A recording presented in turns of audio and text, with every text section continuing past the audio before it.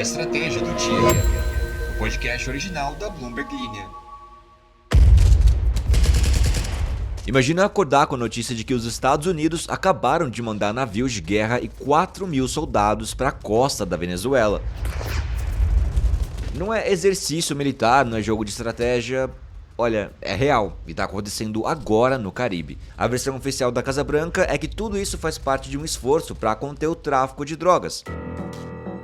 Só que a movimentação levantou muitas e muitas dúvidas. Até porque o que está chegando perto de Caracas não são apenas barcos leves da guarda costeira, que já são acostumados a interceptar carregamentos de cocaína, mas sim um grupo anfíbio de prontidão, que são navios de guerra com capacidade para atacar alvos em terra firme. Isso, claro, acendeu um alerta. Será que Donald Trump está planejando algo maior contra Nicolás Maduro? Vale lembrar, tá? Trump já chamou o líder venezuelano de terrorista, ofereceu também uma recompensa milionária por sua captura e, em seu primeiro mandato, pressionou abertamente para que Maduro fosse derrubado. Mas calma também, porque por outro lado, os sinais ainda são ambíguos. O contingente americano é pequeno se comparado a outras operações militares dos Estados Unidos no passado, e especialistas dizem que talvez o foco esteja mais nas rotas de cocaína do que em uma tentativa de invasão. Mas vamos combinar, o simples fato dos navios estarem lá já tem um efeito prático. Pressiona o regime venezuelano, assusta a oposição e coloca a América Latina em estado de atenção. E aí surge a pergunta central: até onde Trump está disposto a ir nessa história? Seria apenas uma edição caribenha da sua política de usar o exército com ferramenta de pressão? Ou a gente está diante de um movimento que pode redesenhar a geopolítica dessa região inteira? Então, bora falar sobre isso aqui hoje, tem uma análise bem interessante pra gente ver. E outra coisa, você já passou pela situação de não conseguir fechar o cinto de segurança no avião? Pois é, o Lucas Paul de Berlim passou por isso. Ele teve que pedir um extensor de cinto e naquele momento ele pensou: ok, acho que meu corpo tá me mandando um recado. O detalhe é que isso não é só uma história pessoal, tá? É um retrato de um problema gigante, sabe aonde? Lá na Alemanha. Quase metade dos adultos está acima do peso. E o sistema de saúde público, que cobre desde cirurgia bariátrica até internação, tá ficando cada vez mais caro pra todo mundo. Isso me lembrou aquele vídeo do treinador versus 30 gordos. Vocês assistiram isso? Que situação aquilo, né? Poxa. Só que o debate político por lá parece uma conversa de família na hora do almoço. Só de um lado tem gente dizendo que precisa de regras mais duras contra a comida ultraprocessada, e do outro, políticos repetindo que, olha, cada um faz suas próprias escolhas. Enquanto isso, empresas como Nestlé e Unilever continuam vendendo toneladas e toneladas de chocolate, sorvete e refrigerante. E aí surge a pergunta: até onde vai a liberdade de escolher o que você come quando essa conta cai no bolso de toda a sociedade? Começando hoje com a história da Venezuela e a Casa Branca. O governo americano disse que decidiu enviar navios de guerra e 4.000 soldados para a costa da Venezuela. Oficialmente, eles dizem que é para combater o tráfico de drogas. Mas esse movimento também gerou especulações de que Donald Trump pode estar planejando algo mais ousado contra Nicolás Maduro. O que os Estados Unidos mandaram não foi só barco pequeno de guarda costeira, tá? Como eu disse na introdução, foi um grupo anfíbio de prontidão, que é basicamente uma formação naval que junta navios de guerra com capacidade de desembarcar tropas em terra. Ou seja, não é só para patrulhar o mar, é equipamento que permite atacar alvos em território. 2 desses navios estão indo para o sul do Caribe, bem na frente lá da Venezuela, e outro vai para o Pacífico. Isso levantou dúvidas sobre qual é de fato o objetivo final de Donald Trump. E bora relembrar aqui um pouco o contexto, né? Esse conflito aí entre essas duas personalidades. Vale lembrar que Trump já chamou Maduro de terrorista e em agosto ofereceu uma recompensa de 50 milhões de dólares pela captura dele. No seu primeiro mandato, Trump tentou de várias formas enfraquecer o regime de Maduro, e um ex-integrante do governo até disse que achava que Maduro não ficaria muito tempo no poder por conta disso. Mas aí surge aquela velha contradição. Trump disse que prometeu não colocar os Estados Unidos em novas guerras eternas. Então, será que ele estaria disposto a iniciar um conflito na própria América Latina? Rebecca Bill Chaves, que foi uma das principais autoridades do Pentágono para a região do governo Obama, disse que essa é a pergunta de R$1 milhão. Olha, para ela, o fato de Trump querer encerrar guerras em outros lugares não significa que ele descarte alguma ação militar lá na Venezuela. Só que ela alerta: se os Estados Unidos colocarem tropas em territórios venezuelanos, sair de lá não seria nada fácil.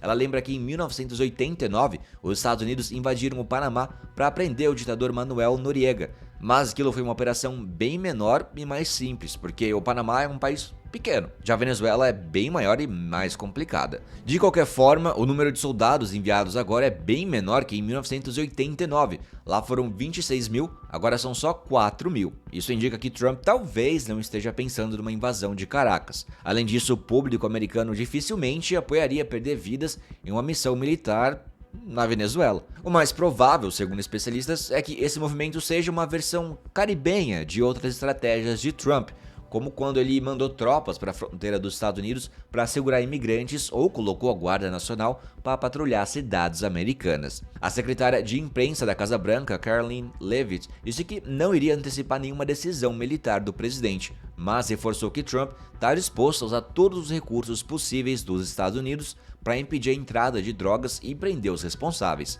Ele também chamou Maduro de fugitivo e disse que ele não é um presidente legítimo. Do outro lado, a Venezuela, olha só, reagiu, anunciou que vai enviar embarcações para uma área estratégica de exportação de petróleo perto da Colômbia, e Maduro também já tinha mandado 15 mil soldados e drones para a fronteira com a Colômbia, dizendo que era para responder à atividade militar americana lá na região. Elliot Abrams, que foi representante especial de Trump para a Venezuela, disse que não acredita que Trump vai invadir o país, a não ser que Maduro tente usar a força contra a Guiana, que é o país vizinho, com quem a Venezuela tem uma disputa de fronteira bem antiga. Inclusive, o secretário de Estado, Marco Rubio, já esteve na Guiana, prometendo consequências se Maduro atacasse o país ou a produção da ExxonMobil por lá. Mas bom, olha, só o fato dos Estados Unidos colocarem força militar perto da Venezuela já tem um impacto político, tá? Porque isso pode, por exemplo, pressionar Maduro a não prender a líder de oposição Maria Corina Machado, que é algo que ele já chegou a ameaçar. E bora falar de Alemanha, alimentação. Quando eu comentei ali na introdução, Lucas Paulp, ele pegou um voo no verão passado e ele não imaginava que aquele dia ia mudar a vida dele. Ele é morador de Berlim e sempre esteve acima do peso, mas quando tentou fechar o cinto de segurança do avião e não conseguiu, ele teve que pedir um extensor. Naquele momento ele disse que algo dentro dele se quebrou. Lucas tinha 27 anos e pesava cerca de 150 quilos. A rotina dele era basicamente fast food barato e comida pronta, porque ele ganhava apenas 1.000 euros por mês como estagiário. Mas, com medo da própria saúde, ele decidiu procurar uma clínica de obesidade. Ele chegou a pensar, não sei por quanto tempo mais meu corpo vai aguentar. E olha só que curioso, o sistema público de saúde da Alemanha não paga por medicamentos como Ozempic ou Wegovy, que ajudam a perder peso. Mas no caso de Lucas, ele conseguiu ter acesso a acompanhamento nutricional e a uma cirurgia bariátrica. E o seguro dele cobriu todos os custos, que inclusive passaram de 10.000 euros. Além disso, ele continuou recebendo o salário normalmente durante as 3 semanas em que ficou afastado para se recuperar da cirurgia. E a situação dele não é isolada. Hoje, cerca de metade dos adultos na Alemanha está acima do peso, e os especialistas dizem que esse número deve continuar crescendo se os hábitos não mudarem. Pesquisadores associam isso à baixa ingestão de vegetais e a uma dieta com muito açúcar. E aqui entra a questão política. Na Alemanha, o seguro de saúde é obrigatório e os custos são divididos entre toda a população. Ou seja, quando muita gente adoece por causa de obesidade, quem paga a conta é a sociedade, todo mundo. Barbara Bitzer, diretora da Sociedade Alemã de Diabetes, resumiu a história muito bem. A obesidade e as doenças ligadas a ela não só causam sofrimento para as pessoas, mas também geram custos altíssimos para o sistema de saúde. É estimado que os gastos relacionados a problemas de peso variem entre 27 bilhões e 90 bilhões de euros por ano. Isso coloca ainda mais pressão em um sistema que já enfrenta dificuldades financeiras. O chanceler Friedrich Merz prometeu fazer uma reforma profunda no sistema de seguridade social ainda esse ano. Mas o plano que a coalizão de governo apresentou na primavera não menciona nada sobre nutrição ou alimentação não saudável, que estão diretamente ligadas a esses assuntos. O documento basicamente diz que os consumidores devem tomar suas próprias decisões. Para os partidos verdes e de esquerda, isso é pouca coisa, não é suficiente. Eles defendem medidas como impostos sobre açúcar, especialmente para fabricantes de refrigerantes, mas a coalizão conservadora CDU-CSU de Merz é contra isso. Eles acreditam que o mercado vai se autorregular. E esse debate mostra que, apesar da política alemã estar hoje muito marcada pela divisão entre populistas e partidos tradicionais, a discussão sobre alimentação toca em um dilema que não é novo, ele é bem antigo. Até onde vai o livre mercado e onde deve entrar o Estado? Na prática, a Alemanha há muito tempo evita interferir em setores ligados a riscos de saúde, como cigarro e álcool. E para alguns políticos, essa lógica também se aplica aos alimentos. Christina Stumpf, do partido CDU, que faz parte do Comitê Parlamentar de Alimentos e Agricultura, disse que, como os consumidores estão cada vez mais preocupados com a saúde, isso vai forçar as empresas a reduzirem açúcar e gorduras nos produtos. Segundo ela, não é preciso intervenção do governo. Ela disse assim: a concorrência regula boa parte disso. E olha só, associações do setor alimentício como a Lebensmittelverband e Wirtschaftsfreiwillige repetem a mesma ideia. As pessoas devem escolher o que querem comer sem interferência externa. Já para políticos de esquerda, esse discurso de escolha individual soa como uma forma de empurrar a responsabilidade para o consumidor. Ina Latendorf, do partido Die Linke, disse assim, abre aspas, eles sempre falam em liberdade, mas no fim transferem toda a responsabilidade para as pessoas. Fecha aspas. E olha, ela também destacou o poder de lobby das grandes empresas na política alemã. Em 2024, por exemplo, o McCafé do McDonald's, olha só, patrocinou a convenção anual do partido CDU. Hoje, a Alemanha não cobra impostos extras sobre produtos prejudiciais à saúde, os chamados impostos do pecado, mas tem um sistema de IVA, que é o Imposto sobre Valor Agregado, que varia entre 7% e 19% dependendo se o alimento é considerado essencial ou não. A ideia é que itens básicos sejam sempre mais acessíveis, só que esse modelo gera distorções. Olha só, por exemplo, ração para animais de estimação é taxada na faixa mais baixa, enquanto comida para bebês entra na mais alta.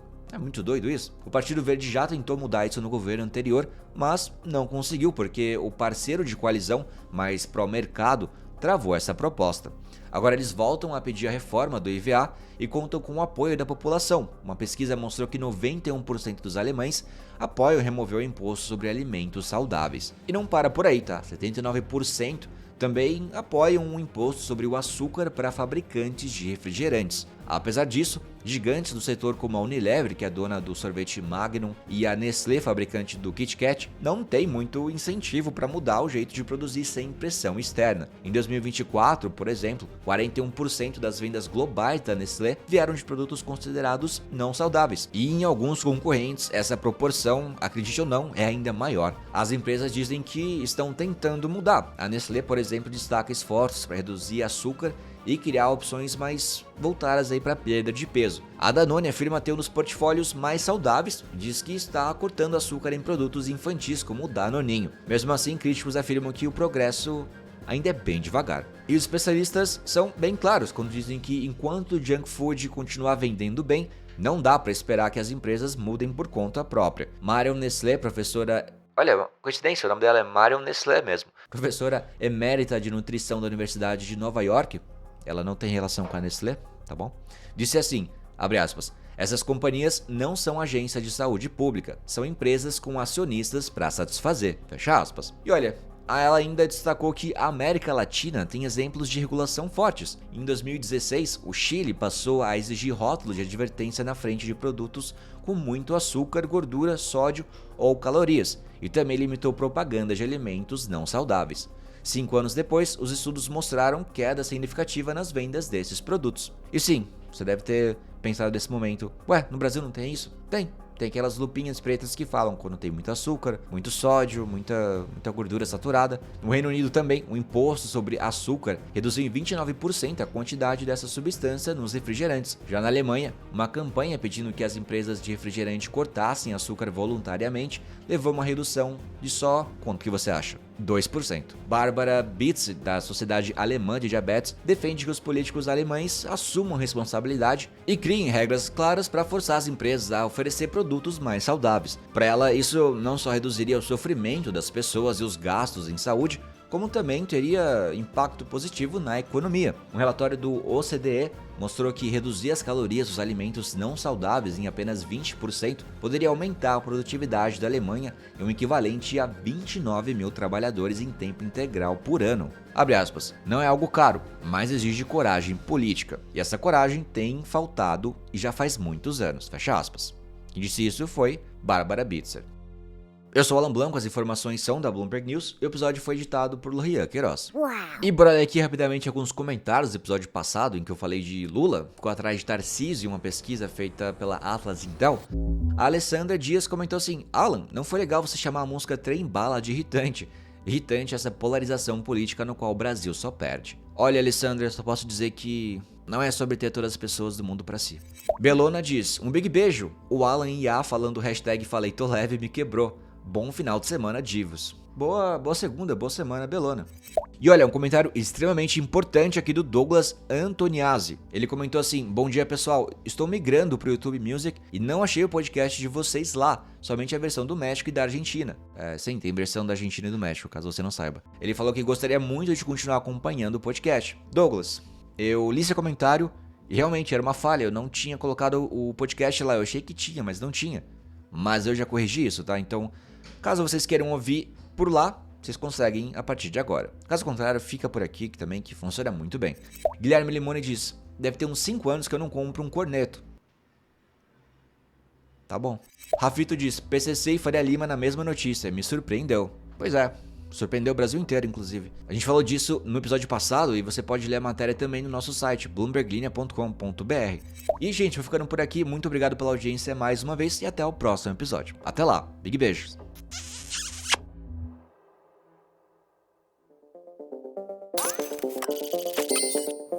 Achou que tinha acabado, né?